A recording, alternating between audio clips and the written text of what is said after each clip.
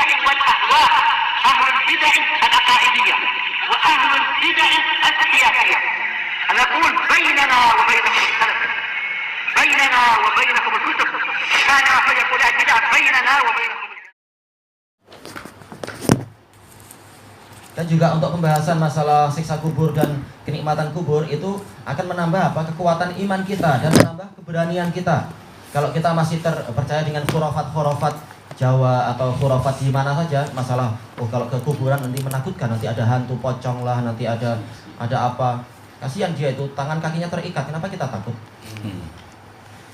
Kita nggak perlu takut. Kenapa? Di situ ada malaikat-malaikat yang menjaga. Orang yang baik dia nggak akan mau keluar. Kenapa? Dia sudah di alam yang enak. Sementara orang jahat dia tidak akan mampu keluar karena dia sudah disiksa oleh para malaikat. Kalaupun dia keluar seperti tadi aja untuk menambah keimanan, lalu dia akan ditarik kembali. Jangan diharapkan dan jangan ditakutkan dia nanti akan mendatangkan manfaat ataupun madarat kepada orang yang masih hidup. Makanya banyak ulama salaf yang sengaja justru untuk menenteramkan jiwa dan menambah keimanan sengaja tidur di samping kubur. Mereka nggak takut dengan khurafat-khurafat macam itu. Tapi tujuannya adalah untuk menyadarkan diri, sebentar lagi kamu juga akan mati, sebentar lagi kamu juga akan masuk ke liang yang sekecil itu. Apa yang kamu siapkan? Para salaf tidak takut. Orang zaman sekarang karena terlalu banyak nonton film horor, jadi takut dengan kubur itu. Iya, seperti yang diceritakan oleh Syekh Yahya. Dulu di Yaman ada orang yang dia mudah ketakutan. Pada suatu malam dia pulang, dia melewati gurun pasir, suatu lembah yang penuh dengan pasir. Dia merasa ketakutan seperti ada apa di belakangnya, tapi dia lihat nggak ada apa-apa. Tapi dia merasa itu ketakutan. Akhirnya dia mulai berjalan cepat. Ketika dia berjalan cepat, ternyata ada yang melemparkan pasir dari belakang. Akhirnya tambah ketakutan, dia lari cepat. Semakin banyak pasir yang menghantam dirinya, tapi dia lihat ke belakang nggak ada. Akhirnya dia lari makin cepat, akhirnya dia menghantam pokok sendiri. Terus dia memejamkan mata, oh siapa yang akan berbuat jahat ini? Lama-lama, kenapa nggak ada gangguan? Dia lihat ke kanan kiri nggak ada. Ternyata memang selipernya terlalu besar. Akhirnya pasirnya yang terlempar-lempar ke atas.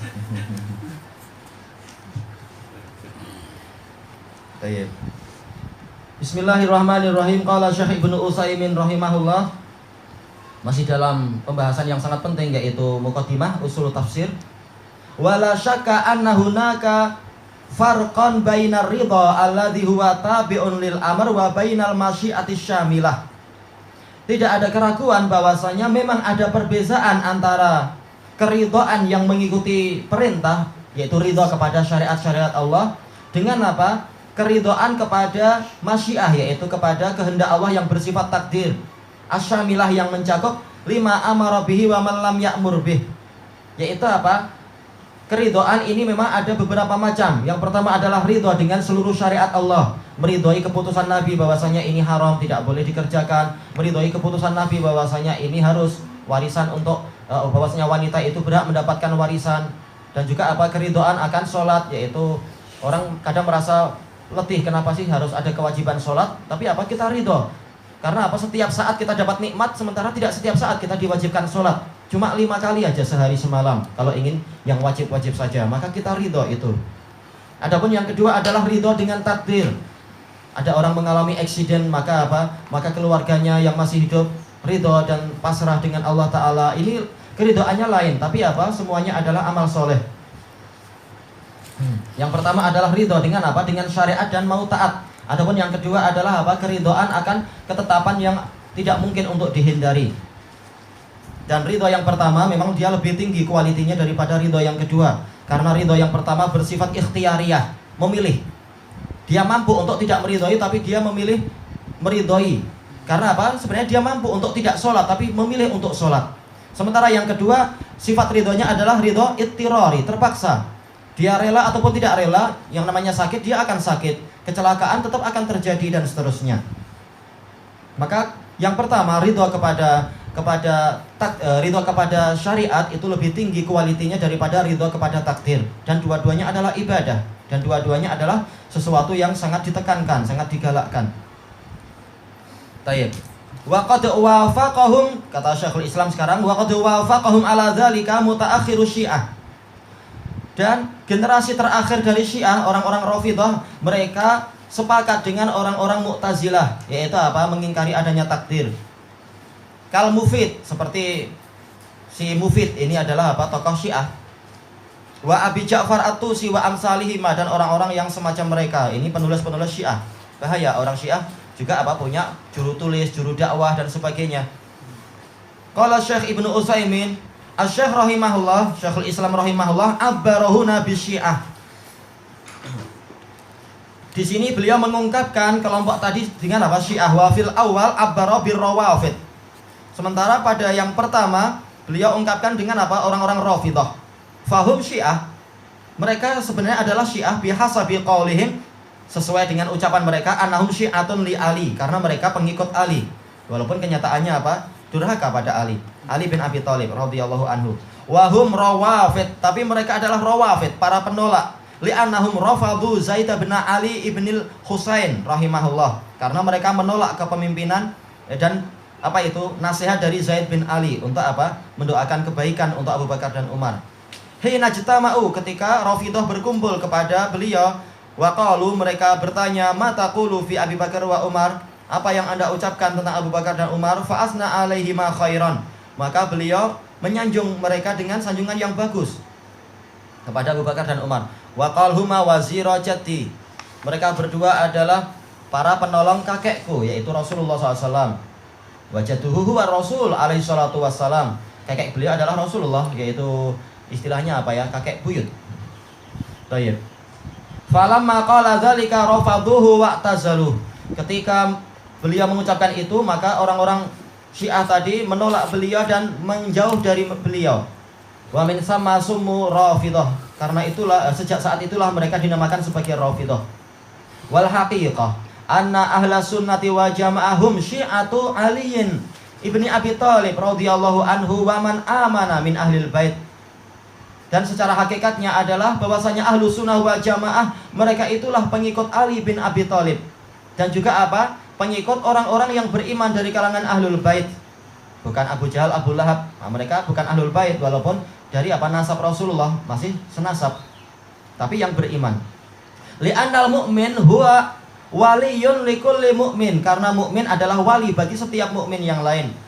Qala Allah wal mu'minuna wal mu'minatu ba'duhum awliya'u ba'd, orang-orang yang beriman dari kalangan lelaki ataupun perempuan, sebagian mereka adalah wali, penolong, pembela, pembantu, dan seterusnya bagi apa? Sebagian yang lain. Fa kullu man kana aktsara imanan billahi azza wajal fa innahu aktsaru wilayatan lil mu'minin min ahlil bait wa li ghairihim. Lil mu'minin min ahlil bait wa li ghairihim. Maka setiap orang semakin keimanannya itu banyak kepada Allah azza wajal, maka dia akan semakin besar kewaliannya kepada kaum mukminin dari kalangan ahlul bait ataupun yang lainnya. Semakin dia apa? Setia kepada kaum mukminin yang lain, dan semakin layak untuk ditolong oleh kaum mukminin yang lain. Satu sama lain saling menolong sesuai dengan kadar keimanan. Baik. Lalu kenapa kita disyariatkan untuk memboikot ahlul bidah, yaitu orang-orang yang telah tegak hujjah tapi sengaja menyelisihi sunnah Nabi? Karena apa? Mereka itu telah merusak keimanan mereka sehingga tidak layak untuk dijadikan sebagai wali. Rusak bukan berarti habis, tapi apa? Tinggal puing-puing barangkali, atau rusak setengahnya atau seberapa sesuai dengan kadar kebid'ahannya. Baik, kemudian wa Ali bin Abi Thalib radhiyallahu anhu bari'un mimma yunsabu ilaihi min hadhil aqwalil batilah. Sementara Ali bin Abi Thalib radhiyallahu anhu, beliau berlepas diri dari ucapan-ucapan batil yang dinisbatkan kepada beliau tentang permusuhan beliau kepada Abu Bakar dan Umar. Ini adalah dusta saja, kisah-kisah dusta. Tayyib, bal innahu radhiyallahu anhu harraqa ghaliyatahum binnar. Bahkan Ali bin Abi Thalib radhiyallahu anhu membakar orang-orang yang melampaui batas dari kalangan mereka dengan api. Syiah sendiri adalah kelompok yang guluh, tapi yang ghulatul ghulah, yaitu yang menyatakan Ali sebagai sesembahan mereka. Lamma wajadu ilaihi, lamma ja'u ilaih, ketika mereka datang kepada Ali, wa qalu lahu antallah, mereka berkata kepada Ali, Anda adalah Allah. Na'udzubillah. Ma sabar, kita berlindung kepada Allah. Maka Ali tidak bersabar. Wa amara bil akhadid, tidak, itu apa? Itu setelah 3 hari, sebagaimana dalam kisah-kisah yang sanadnya sahih. Ali menanyakan kepada mereka dan mengulang-ulang nasihat. Kemudian ketika mereka semakin durhaka, maka dikasih kesempatan 3 hari untuk apa? Untuk berpikir.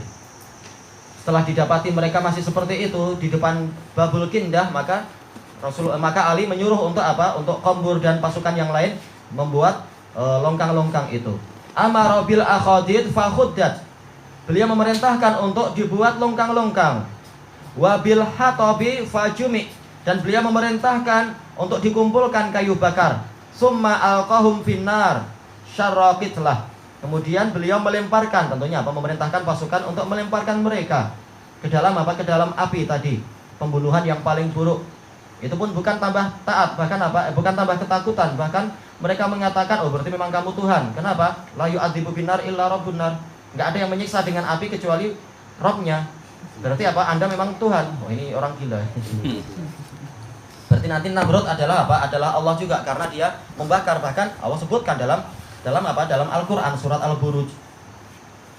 Ini adalah apa? Cara berpikir yang sangat bodoh. Raibal iyadzubillah, kita berlindung kepada Allah. Li'annahum ja'aluhu ilahan. Mereka menjadikan Ali itu sebagai sesembahan. Kalau dia sembahan, kenapa tidak tahu perkara yang gaib? Tidak tahu tentang masalah apa itu. Dia akan dibunuh oleh Abdurrahman bin Muljam. Dia tidak tahu. Demikian pula masih perlu makanan, minuman, masih perlu sholat dan seterusnya. Tapi beliau adalah apa? Wali Allah dan hamba Allah, sahabat. Tayyib. Walladzina la yaj'alunahu ilahan bil lafadz qad yaj'alunahu ilahan bil makna. Sementara orang-orang yang secara lisan tidak menjadikan Ali sebagai sesembahan, terkadang mereka menjadikan Ali sebagai sembahan secara makna. Orang-orang yang taqiyah itu, enggak, kami yakin Ali itu adalah sahabat saja, manusia biasa, tapi prakteknya lain. Wa ya'taqiduna annahu mudabbirun lil kaun. Mereka meyakini bahwasanya Ali itu yang mengatur alam semesta. Ketika mereka sebenarnya di Yaman, sering orang-orang tua cerita kepada anaknya, oh itu bopeng-bopeng di bulan itu Ali yang mengukir itu. Demikian pula ketika mereka pergi ke lembah-lembah, ada batu yang terpotong rapi, mengatakan, oh ini Ali dengan pedang Zulfiqar. Oh dia membelahnya. Kapan Ali datang ke situ di zaman modern ini? Nah, ketika ada awan dan ada mendung, mereka mengatakan, oh itu Ali ada di situ. Ketika mulai muncul petir, mengatakan, oh itu Ali sedang berfirman. Segalanya Ali. Wa annahu ma min dzurwatin fil ardi, ma min dzarratin fil ardi wala fis sama'i illa walladhi yudabbiruha Ali bin Abi Thalib.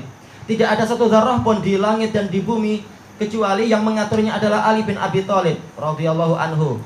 Qutbul Aqtab. Oh ini betul-betul apa itu? Wali Aqtab yang terbesar. Memang antara Syiah dengan antara Rafidhah dengan apa itu? Sufiyah memang hampir sama keyakinannya. Pola-pola hulu terhadap para wali Allah. Bahkan sebagaimana di kisah yang terakhir, yaitu kisah Hisar terakhir ketika apa? Ketika peperangan, ketika Rafidhah sudah mencapai Bani Arhab. Bani Arhab sudah di perbatasan Sun'a, sudah menyerang sana sini dan dilawan oleh Bani Arhab. Bani Arhab juga punya senjata-senjata berat, kabilah Bani Arhab. Ternyata kemudian apa? Kemudian Syiah mulai terdesak, tapi mereka malu untuk mengakui itu. Maka apa? Maka komandan mereka mengatakan, oh tadi malam kami dapat wahyu dari Ali untuk mundur karena Bani Arhab sebentar lagi akan bersama kita. Nah, kita mundur aja, kita damai. Nah, Bani Arhab seperti kebiasaan muslimin yang lain, diajak damai langsung mau. Belum 24 jam sudah Syiah menyerang lagi dan membunuh banyak orang. Terus mereka teriak-teriak, kenapa kalian menyelisih perjanjian? Kita katakan sudah puluhan tahun Syiah seperti itu. Kenapa kalian percaya? Itu sudah biasa tuh. Allahul musta'an. Intinya adalah apa? Mereka meyakini Ali yang masih mengatur ini dan itu. Wallahu a'lam.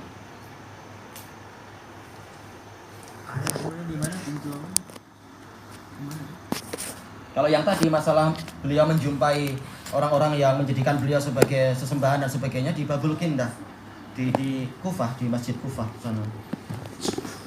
Irak. Di Irak.